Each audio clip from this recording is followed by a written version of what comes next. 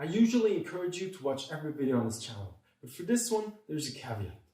Only watch this video if you consider studying sports in the foreseeable future, because here I will give you very nitty-gritty insights into what we learned at EHSM Muckling in Switzerland, which probably largely applies to other colleges in other countries as well.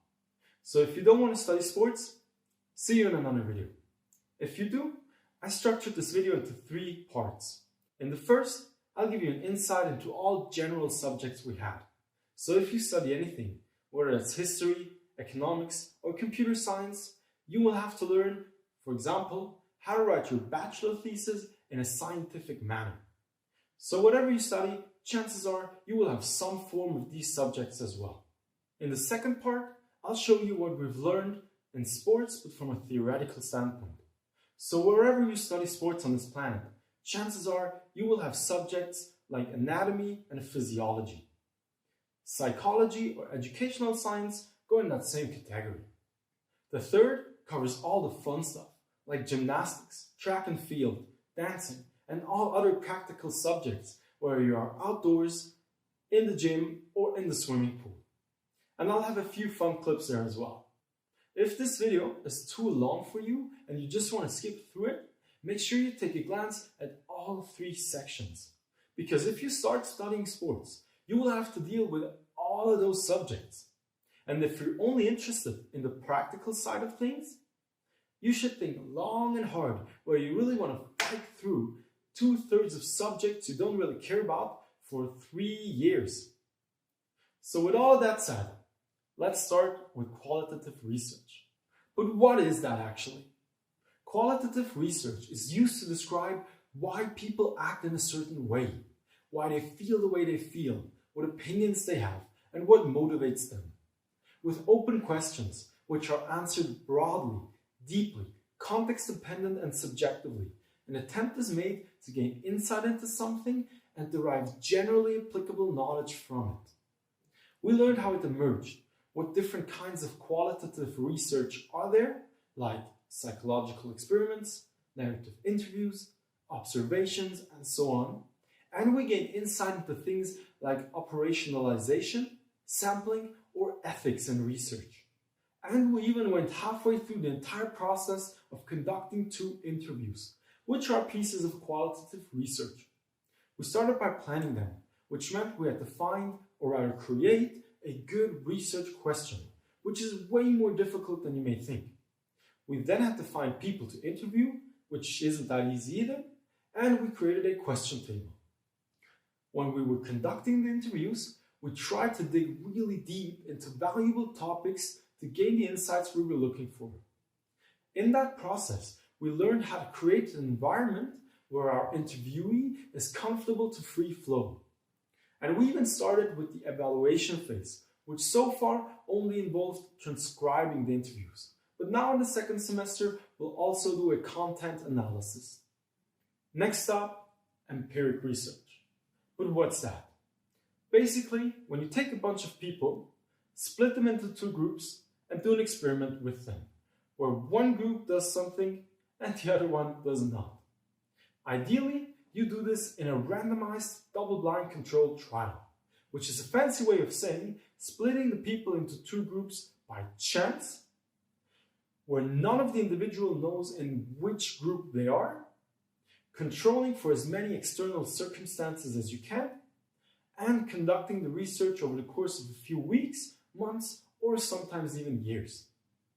We learned how to examine the current state of research in a given field, and if we were to go in that field, to find what has not already been sufficiently researched. Therefore, which exact question should our research answer, and whether we already have a hypothesis. We also made a deep dive into evaluation, where we learned the difference between research, fundamental research, monitoring, and evaluation. We learned what skills are required for someone who's doing evaluations, what kind of methods and tools they use, and we even conducted an evaluation ourselves. This, I think, has been a very valuable topic for our future bachelor thesis. Third subject, economics. We checked out Maslow's hierarchy of needs, We learned the 3 economic principles, which are the minimum principle, where you try to reach a given result with as little effort as possible. The maximum principle, where your amount of effort or resources you have are given, and with them, you try to reach as big of a result as possible. And the optimum principle, where neither input nor output is given, you just try to reach as much of a result as possible with as little resources as possible. We explored the St. management model, and we learned a lot about marketing. For example, the marketing mix with the 4 Ps, different kind of markets, buying intents, strategies, CRM, customer acquisition, and retention. We found out how to do a SWOT analysis. We dove into supply and demand, price elasticity, and break-even analysis. We learned the differences between mission statements and company strategies, and we explored a product lifecycle and how you could categorize a product. So when a product becomes a star, a cash cow, a poor dog, or a question mark. Next one, ICT. We learned the basics with Microsoft Office, so how to use Word, PowerPoint, and Excel, and a little bit about Windows, data management and security, and copyright laws. Then we had 3 big blocks. First one about videography. What are different kinds of resolutions, frame rates, and shutter speeds? What's aperture, white balance? What are pan shots, traveling shots, or zoom shots? The second block was about photography. We learned the rule of thirds, depth of field, how to use contrast and brightness, what's a frog perspective, a normal perspective, and a bird's eye view. And the third block was about audio. What are hertz, decibels, BPMs, bit rates, dynamics, major keys, accentuation. We learned different recording options and how to record best in different scenarios. And how to use DaVinci Resolve, which is the most popular free audio and video editing software. The last general subject was scientific writing. We checked out different forms, formats, and text types in scientific literature. We learned how to do proper research, whether that's physically in libraries or digitally on scientific databases like PubMed. And we learned how to cite correctly. We dissected different scientific papers into their components, and we wrote an abstract ourselves. Finally, we put together a comprehensive document about all these fundamentals in the realm of scientific literature. On to the first subject that's actually sports related, pedagogy. And we were absolutely bombarded with psychological concepts and theories. We took a deep dive into motivation. So we checked out the attribution theory, the goal orientation theory, the self-determination theory or the ABC of motivation, the target model, the motivational climate, the over-justification effect, and learned helplessness, which originates from the Stanford Prison Experiment. We learned a lot about self-efficacy and self-determination. So, for example, how self-regulation works or how emotion regulation works. What are the differences between a stiff and a dynamic mindset? We learned a lot about emotions and fear, like how they can induce or impair learning, what kind of coping strategies there are, and how we can promote them. Did you, for example, know that the only known way of overcoming fear, as far as we know as of today, is by facing it? Ideally, you do this in a step-by-step manner, but I still found this to be very surprising. We then had a big block about personality, like the Big 5 Oceans model, the genome-environment correlation, or the self and the self concept. We got to know eating disorders like anorexia nervosa, bulimia nervosa, and the binge eating disorder. We also took a deep dive into how learning works, into classical conditioning versus operant conditioning, which dates back to Pavlov's dogs, the learn phase model, which types of learning there are and how to optimize them, how memory works, roles and role models, and differences in sexes. We looked at ADHD and autism, and we learned a ton about stress. There was also a myriad of useless stuff, a ton of stuff I've already forgotten after the exams because we didn't get to apply it, a ton of stuff that is absolutely self-evident, but you have to pack it into theory and learn it by heart, and a few very interesting and helpful concepts on which I'll do 1 or 2 separate videos on. Next is Essentials in Educational Sciences, where we had 5 big topics. In expression, we learned how rhythm, stimuli, and polarization can help children express themselves. In impression, we learned how sports equipment can foster creativity, learning, and engagement in children. In health, we checked out the differences between injury prevention and health promotion, and we learned how a stress resource model could look like in our life. In accomplishment, we learned that efforts in sports are unique because they're easy to experience and comparable to everyone at all times. And in that respect, we also checked out the big fish, little pond effect. With social connections, we learned that social learning combined with social competence leads to social action. And in the 5th topic, venture, we learned why people love venture sports and the differences between venture and risk. Venture is when success of an action is largely dependent on internal factors. So for example, when I go climbing with a rope, whether I make it or not is largely dependent on my skill set or my grip strength. Risk is largely dependent on external factors like material. For example, when I go bungee jumping, whether that will be successful or not is largely dependent on the rope, not my skills. The next subject is target audiences and their desires. The topics there were people with a migration background, impaired people, gender and roles, adolescents, and children. In latter one, we learned, for example, how childhood has changed over the past decade or so. There is now a trend towards an airbag childhood, a consumption childhood, a media childhood, or a career childhood. Next one on the list is biochemistry, or motor learning, where we learn what happens when we move our body through space on a molecular level. So we covered everything from a resting membrane potential to signal transmission via an action potential until muscle contraction, which is called a stretch shortening cycle. We dove into all sport-relevant sensory perceptions, which are our auditory system, our visual system, our vestibular system, which is responsible for keeping our balance, and our proprioceptive system, which tells our body where it is in space.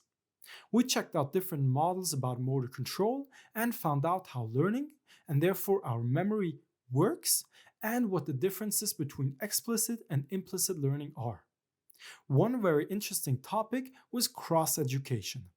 It describes how unilateral training, so training with only the right arm for example, gets you bilateral results, so you get stronger on both sides. Though this effect diminishes when you immobilize the other side, and when you're really hurt, as when your skin, muscle tissue, or bone is damaged, it fades entirely. But still, you will recover faster to your base level by training unilaterally than if you wouldn't train at all. On to my favorite subject, which was anatomy. We looked at all basic movements like extension and flexion, abduction and adduction, elevation and depression, pronation and supination, rotation and circumduction. We also learned all positions and directions. So proximal, distal, ventral, dorsal, medial, lateral, cranial, caudal, palmar, and at my feet, plantar, and the list goes on and on and on. And after that, we looked at posture and how to improve it. We learned all 206 bones in the human body, except for the ones in our skull, hands, and feet. But there aren't actually that many because most of them have a left and a right counterpart. So you only learn about 130. We then checked out all joint types and all major joints in the upper body. The biggest part of this subject were the 60 muscles which we had to learn and what they do and how to train them. I finally now understand what people on YouTube talk about when they refer to their delts, their pecs, their obliques, and all the other muscle abbreviations. Then we had physiology, where we looked at the central and peripheral nervous system, at neurons, synapses, muscle fiber types, carbohydrate, protein, and lipid metabolism, energy transfer, aerobe and anaerobe capacity, gas exchange and transport, our pulmonary system and cardiovascular system. We took a deep dive into how the heart works, for example. We looked at our endocrine system, hormone types and glands, and what happens to the body during sports in high altitude, in very cold, and in very warm temperatures. The last sports-related subject we had was biomechanics, where we looked at static and dynamic kinematics. We looked at rotations and moment of force. We calculated work, energy, and performance, and we looked at the influence of aerodynamics and friction. This subject, together with physiology and biochemistry, were super complex, and they were taught at such a high level that I didn't understand anything. And that's been the same for most of my peers. So finally on to the juicy stuff. In dance class, we looked at different movements and families of movements. For example, steps, jumps, pirouettes, slides, and many more. We looked at the influence of speed, beats, rhythm, melody, articulation, and form on our choreography. We checked out different warm-ups, we analyzed music, looked at different styles, and we did a lot of contemporary dance and body percussions. Swimming. We learned everything about the 4 swimming techniques: crawl, back crawl, chest, and dolphin. And there's so much more to that than you may think. In crawl, for example, there's a phase of grabbing water, pulling, pushing, and returning. I thought I could swim because I could swim 100 meters in 90 seconds. But I had no clue that there's a whole body of science behind swimming. Every technique requires mastery of water position for every body part.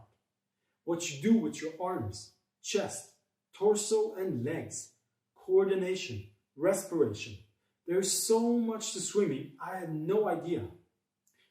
We also analyzed techniques in other swimmers and learned how to give them feedback and exercises to train with.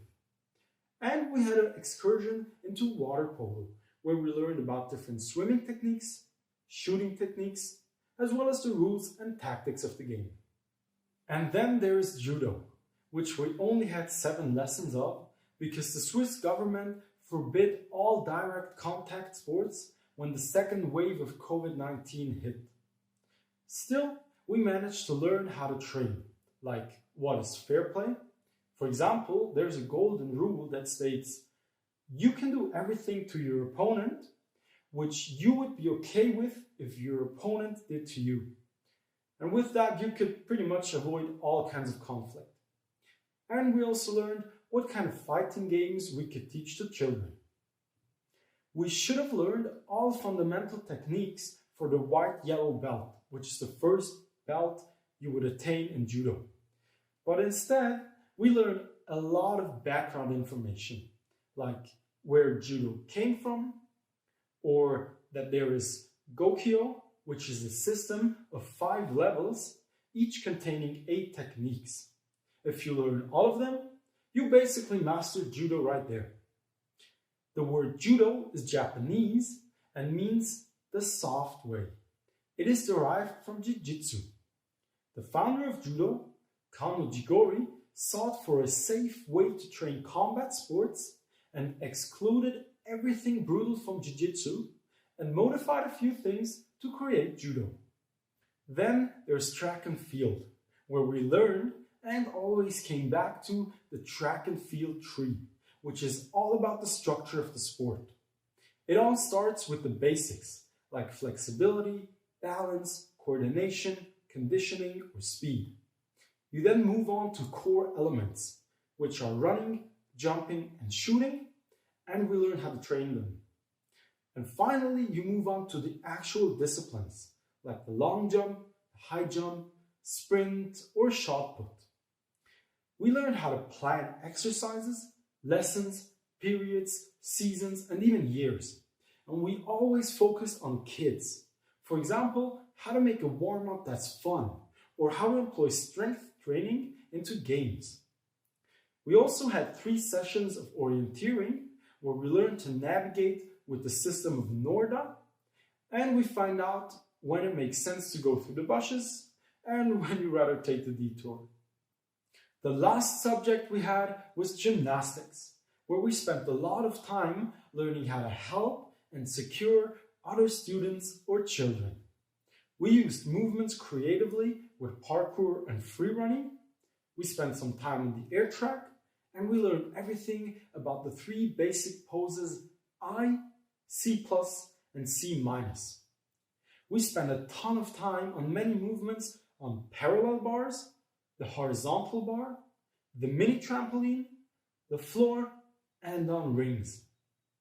As you saw, it's a ton, and we spent hundreds of hours learning all of it. And that's only been in the very first semester.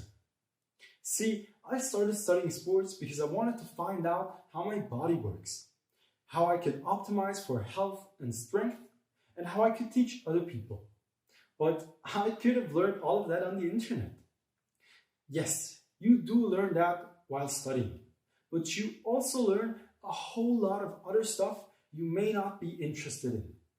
So my advice is, go and study, but only if you need that degree to pursue a certain career path you aspire to. With that said, have a good one, guys.